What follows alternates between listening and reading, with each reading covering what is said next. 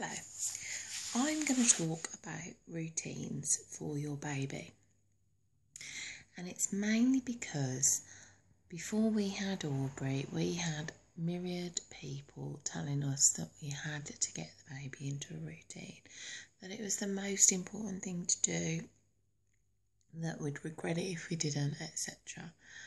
I guess I'm fundamentally telling you that that's balls, and that actually if you try it the way that we did, if you're comfortable with it, it might work for you in the same way that it worked for us.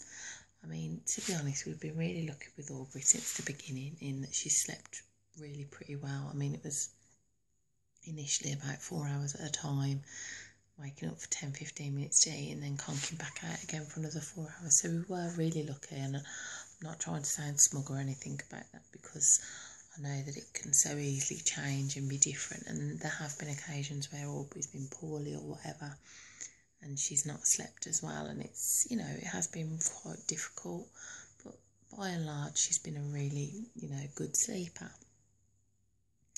In the beginning we had her down with us more or less until we went to bed, so feed her, etc., and change her and whatnot, and then we'd have dinner and about 6:30ish, and then I'd feed her, and usually at about 7 o'clock she'd just conk out of her own accord, and we'd leave her in the kind of Moses basket thing that we had downstairs with us, and then I'd just take her up with me when I went to bed at about 10, 10:30ish. It worked really, really well. We didn't feel like we were not giving her a routine or anything, and similarly we didn't feel that she was somehow being deprived, because we weren't doing the whole bath, book, bottle, bed thing routine. For some people that works, and it works really, really well, but for us it just wasn't realistic because we didn't have our own routine anyway. So when a baby came along, that was hardly going to happen. We're both pretty laid back people. Another thing that really helped us was that for the first 6 months or so, I was in a separate room to Jo. I was in the spare room with Aubrey she was in a co-sleeper and I was in a double bed.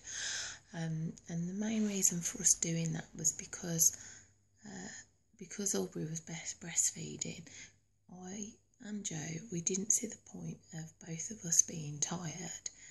If I was waking up to feed her, Jo wouldn't have been able to do that. I mean, to be fair, because we'd started her off with a bottle as well as boob, he could have fed her, but it just seemed stupid, particularly in that he was having to get up and go to work the next day and I wasn't.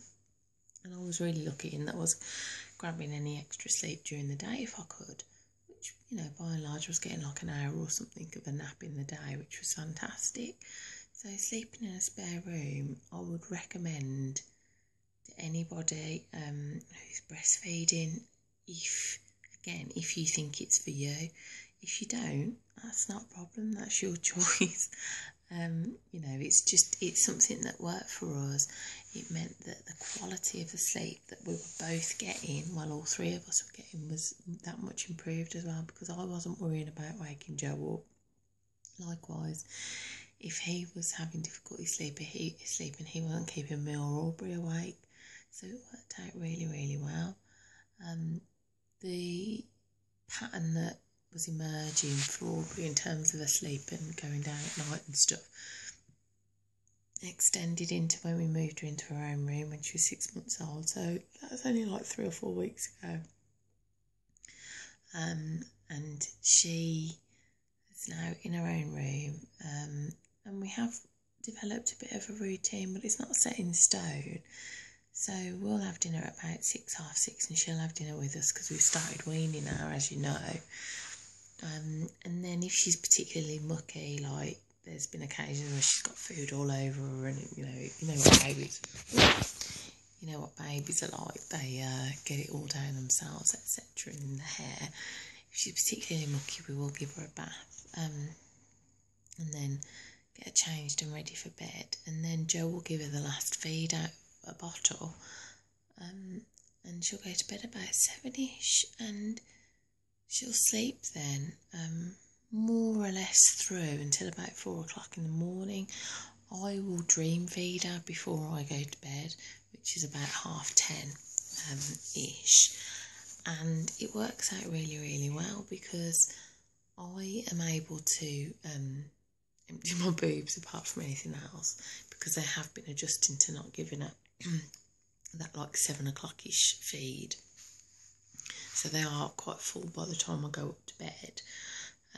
But it has helped to keep her sleeping then. I mean, don't get me wrong, there have been occasions where she's woken up at like 1:30, 2 o'clock in the morning, and that's been quite tough. But she's still doing really, really well. And that transition to her own bedroom has been fairly good, you know, touch wood, so far. So we found that by not having a strict routine from the beginning, we were getting the most out of our time with her, and we were also not feeling stressed about, you know, having to have a bottle at such and such time or having a bath. But I absolutely recognise, and we absolutely recognise, that for some people that is what works, and that's absolutely fine. You know, you've just got to do whatever's right for you, and don't let anybody tell you that by either excuse me, having a routine or not having a routine, you're somehow depriving your child or depriving yourself, because it's not true. You know, ultimately, as long as you're giving the child a safe and warm, comfortable place to sleep, and they're going to bed, you know, with a full belly of food, etc., then that's the main thing, and that's what's going to help them, you know, not be disturbed by any changes or whatever to their routine. We've been really, really lucky with her, and I think part of it is down to the fact that we've been quite relaxed about it all, and we've just tried to see where the wind will blow with her, and she really has helped us by transitioning so well whenever we've tried to change anything. But I think because we haven't had things set in stone, changes, they're not so much changes as just trying new stuff. And we've finally got, well, I say we're at a point where it's ticking along nicely, fingers crossed.